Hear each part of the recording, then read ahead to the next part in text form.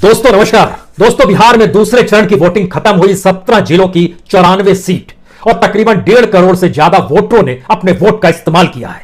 लेकिन इस दूसरे चरण की वोटिंग ने कुछ ऐसे बड़े संकेत दे दिए कि जिसकी आहट अगर 10 अक्टूबर से पहले तमाम राजनीतिक दलों को किसी न किसी तरीके से होती तो मौजूदा वक्त में जो बिसात बिहार के भीतर बिछ गई है और लोग वोट डाल रहे हैं, शायद ये बिल्कुल अलग होती।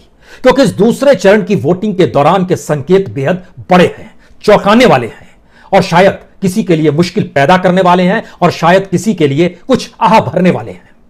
किसी को इस बात का भी एहसास कराने वाले हैं कि काश हमें पहले से पता होता कि बिहार के भीतर की जमीन आक्रोश और गुस्से से इस तरह खदबदा रही है और इसका एहसास इस देश के प्रधानमंत्री तक को नहीं है, उनके भाषण लिखने वालों को भी नहीं है। जो बिहार में आकर जिन जुमलों का इस्तेमाल भाषण के तौर पर कर रहे हैं, जिन मुद्दों को उभारना चाहते हैं, बिहार तो हर दिन उसके साथ जीता मरता है। आप उसके भीतर उन चीजों को कैसे जिलाएंगे जिसने बीते 2-3 दशकों से यही स्थितियों को भोगा है। अब वो बिल्कुल नई परिस्थिति में खुद को लाना चाहता है। उसके भीतर का गुस्सा इस पूरी मौजूदा राजनीतिक सत्ता की व्यवस्था को लेकर है। वह उस पर सीधे चोट करना चाहता है। तो संकेत क्या है? संकेत बहुत साफ है। तेजस्वी यादव को अगर पहले एहसास होता कि ऐसी स्थिति बन रही है तो वो कांग्रेस को इतनी सीटें कतई नहीं देते।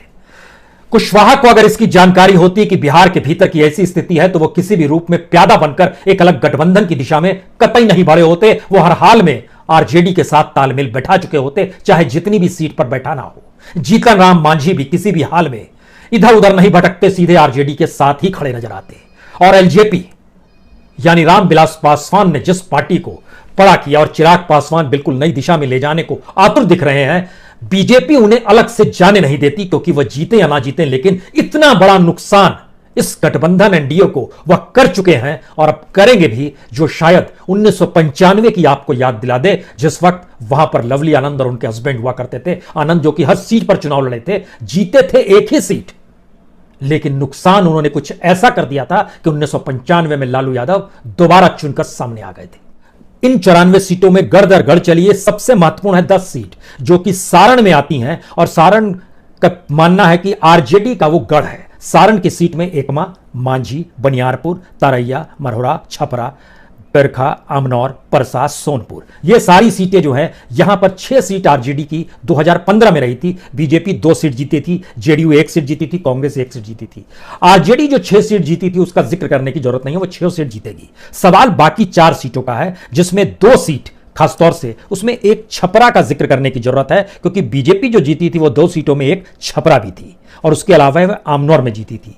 बीजेपी आमनौर की सीट हो सकता है निकाल ले, लेकिन छपरा की सीट वो नहीं निकाल पाएगी। वहां पे बीजेपी के कैंडिडेट जो गुप्ता जी खड़े हुए हैं, डॉक्टर गुप्ता साहब हैं, इनको ये इस रूप में नहीं आए वोटरों के पास कि महिलाएं इन्हें मुंहचोड़ तक कहने लगी उस इलाके में। और वहां पर प्रभुनाथ सिंह के बेटे चुनाव लड़ रहे हैं आरजेडी की टिकट पर। और महत्वपूर्ण यह नहीं है कि वो प्रभुनाथ सिंह के बेटे चुनाव लड़ रहे हैं, महत्वपूर्ण यह है कि जो बीजेपी के एमएलए हैं उनके प्रति गुस्सा इतना ज्यादा है। यह सीट बीजेपी के हाथ से निकल गई, छपरा की सीट। इसका मतलब है एक संख्या और बड़ी आरजेडी के हिस्से में, पिछली बार की तुलना में 7 सीट हो गए। जनता दल यूनाइटेड ने जो 1 सीट जीती थी वहां पर, वह सीट जेडीयू की थी, एकमा की सीट। एकमा की सीट जेडीयू जीत भी सकती है, यह 50-50% की स्थिति में है। लेकिन वोटिंग पैटर्न खत्म होते होते जानकारी मिली कि ये 60-40 की स्थिति में आ गए हैं, यानी 60% आरजेडी के पक्ष में चीजें बन रही हैं। और अब जो स्थिति बहुत साफ है, यहां पर 10 में से, सारण में से 9 सीट आरजेडी जीत जाएगी। एक ये स्थिति ये बहुत साफ तौर पर है। इसको कैसे परसेंटेज के तौर पर जो निकल कर आ रहा है वो हम आपको बताएंगे, लेकिन हमको लगता है इसके ठीक पैरेलल में आपको तुरंत जाना चाहिए नालंदा का इलाका, जहां की 7 सीटों पर वोटिंग हो रही है। ये 7 सीट कब्जे में आते हैं जेडीयू के, क्योंकि इन 7 में से 5 पर जेडीयू जीती थी। नालंदा से खुद नीतीश कुमार भी आते हैं, अस्थावान, बिहार शरीफ, राजगीर, इस्लामपुर, हिलसा, नालंदा और हरनौत। लेकिन यहां पर जो एक सीट आरजेडी ने जीती थी वह थी हिलसा की। उस सीट पर जेडीयू नहीं जीत पाएगी, तो क्या जेडीयू 5 ही रह जाएगी? फिर यह सवाल आएगा। दूसरा सवाल है, जो बीजेपी ने 1 सीट जीती थी, बीजेपी की 1 सीट बिहार शरीफ की थी, क्या बिहार शरीफ की सीट बीजेपी बरकरार रख पाएगी? इस पे एक सवालिया निशान जरूर है कि वो जीत पाएगी या नहीं जीत पाएगी। गठबंधन के साथ उसको वो सीट मिली है कि वह जीत जाए, उसी को एकमात्र सीट बीजेपी वहीं से लड़ रही है, बाकी 6 सीटों पर जेडीयू लड़ रही है, लेकिन वहां पर भी संकट है। लेकिन यहां पर आकलन करना है कि जो जेडीयू के पास अपनी सीट थी, चाहे वो राजगीर की सीट हो, चाहे इस्लामपुर की सीट हो, चाहे नालंदा की सीट हो, चाहे अस्थावान की सीट हो, इन 4 सीटों में से हो सकता है सिर्फ 2 ही सीट जीत पाए। जेडीयू। तो क्या जेडीयू अपने गढ़ में कमजोर हो रही है? और अगर जीतेगी भी जेडीयू तो बहुत कम वोट होंगे, 1000 से ज्यादा वोटों की स्थिति। यहां इतनी शार्प वोटिंग, इस तरीके से चीजें एक साथ जुटी हैं। अपने ही गढ़ में 2 सीटों को गंवाना जेडीयू के लिए शायद, और वहां पर 2 से 3 सीटों का सारण में आरजेडी का पाना, यह पहला संकेत है। और जिसका जिक्र हम करते हैं कि शहरी तौर पर बीजेपी शहरों में अपने पैठ को बनाए रखती है, उसमें बिहार में पटना जो है सबसे ज्यादा पर कैपिटा इनकम है, ऊंची जातियों का वर्चस्व है, खासतौर से कायस्थों की बड़ी तादाद है। वहां पर 9 सीटें जो हो रही है, बीजेपी ने 6 सीटें जीती थी 2015 में। लेकिन इस बार जो नजर आ रहा है उसमें खासतौर से बीजेपी के हिस्से में जो है बख्तियारपुर, दीघा, बांकीपुर, कुम्हार, पटना साहिब, दानापुर, ये 6 सीट बीजेपी के पास है। इसमें से कोई एक सीट अगर डामाडोल नजर आ रही है तो वह सबसे पहली सीट है कुम्हार की। यह वह इलाका है जिसने बहुत परेशानी भोगी। पानी जब आ गया था, स्थिति नाजुक थी बहुत ज्यादा। दूसरी स्थिति में चीजें फंसी हुई हैं जो कि बांकीपुर के बारे में कहा जा रहा है। बांकीपुर में एक नई उम्मीदवार के तौर पर पुष्पम प्रिया है, जो अगर वोट काट देती है बीजेपी के तब तो मुश्किल है बीजेपी के लिए। यहां पर शत्रुघ्न सिन्हा के बेटे भी चुनाव लड़ रहे हैं, लेकिन अगर वो वोट नहीं काटती है और वोटिंग पैटर्न बीजेपी के अनुकूल रहेगा तो ये नितिन है वहां पर बीजेपी के, जो वह चुनाव जीत जाएंगे, इससे इनकार कतई नहीं है। मुश्किल होगी शत्रुघ्न सिन्हा के बेटे को, लेकिन अगर वो वोट काटती हैं पुष्पम प्रिया तो फिर इसका मतलब है ये एलजेपी की तर्ज पर होगा। वोट कट गए, वहां तो जेडीयू के कट रहे हैं, यहां बीजेपी के वोट कट गए। और इसलिए क्योंकि ये खुद ब्रिटेन से पढ़कर आई हुई हैं, हायर एजुकेशन के साथ है, प्लुरल पार्टी बनाई है, नए मकसद के साथ है, बेहतरीन आइडियल सिचुएशन है। लेकिन बिहार का इलेक्शन सिर्फ आइडियल सिचुएशन को नहीं देखता है, वह आइडियल सिचुएशन तक कैसे पहुंचना है यह भी देखता है। और संयोग से आइडियल सिचुएशन पेट से जुड़ा हुआ है, जहां पर रोटी चाहिए, और शायद अब उसको एक हिस्सा आगे बढ़ चुके हैं जहां पर रोजगार और नौकरी चाहिए। यह स्थिति पटना के भीतर है, यानी पटना के भीतर भी बीजेपी अपनी सीटों को संभाल पाएगी, उसमें 1 से 2 सीट की कमी आ सकती है। यह संकेत है, 6 सीट से कम हो जाएंगे तो मुश्किल हो जाएगी। जेडीयू ने जो एकमात्र सीट जो जीती थी फुलवारी की, वह इस बार जेडीयू नहीं जीत सकती है। श्याम रजक वहां से छोड़कर आरजेडी में चले गए, जाहिर है वही चुनाव जीतेंगे, जो संकेत बहुत साफ है, खुले तौर पर संकेत है।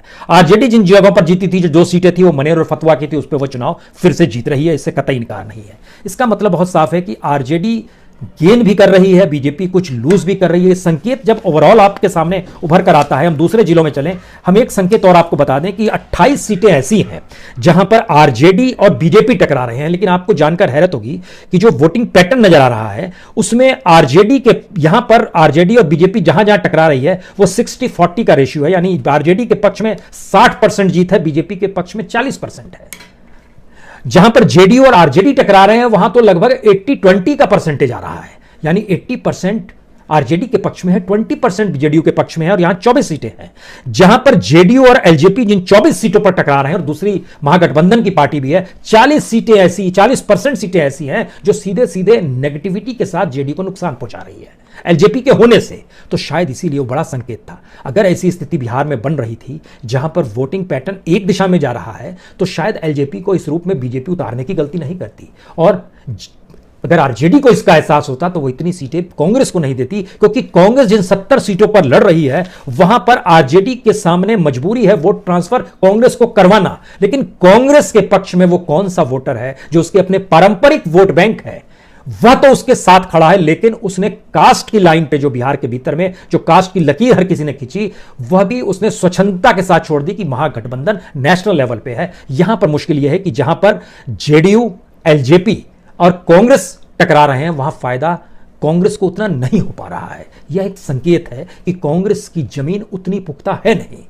जहां जहां पर एलजेपी, जेडीयू और आरजेडी टकरा रहे हैं वहां आरजेडी आसानी से निकल रही है, इसीलिए वो 80-20 के रिश्ते में आकर खड़े हो गए हैं। यह एक अलग स्थिति है।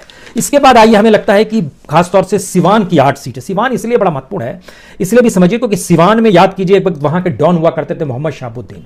मोहम्मद शहाबुद्दीन के दायरे में माना जाता है कि एमएल के लगभग 15 एक्टिविस्टों की हत्या की गई, और जेएनयू से निकले हुए चंद्रशेखर थे, उनकी भी हत्या की गई। उस समय आरजेडी ने साथ दिया था डॉन का, लालू यादव ने।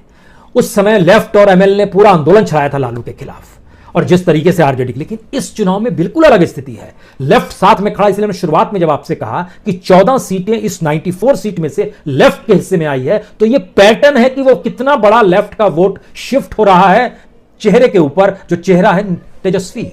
ये यहां समझना चाहिए, यहां चेहरा कन्हैया कुमार नहीं है, यहां चेहरा तेजस्वी है, जो कि लेफ्ट ओरिएंटेड नहीं है।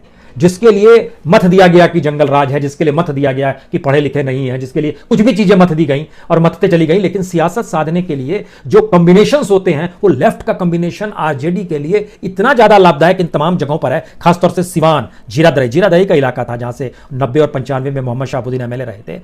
उसको जेडीयू ने लास्ट टाइम जीता था, लेकिन इस बार वो वहां से जीत पाने की स्थिति में कतई नहीं है, जो बहुत साफ नजरिया, साफ तौर पर आ रहा है। यहां पर बीजेपी ने 4 सीटों पर जो उतारे हैं उसमें सिवान, दरौली, दरोंदा और गोरियाकोटी है। लेकिन बीजेपी इन जगहों से चुनाव जीत पाएगी, यह असंभव सी बात लग रही है। यानी बीजेपी के लिए सिवान एक बड़ा झटका होने वाला है। उसके अलावा दरोंदा, बरैया, गोरैकोठी और महाराजगंज, यहां से ये कॉम्बिनेशन सिवान में कहीं अपर हैंड में ले जा रहा है आरजेडी को। उसके बाद हमको लगता है एक हिस्से का डिस्कशन आज जरूर 2 हिस्से का और करना चाहिए।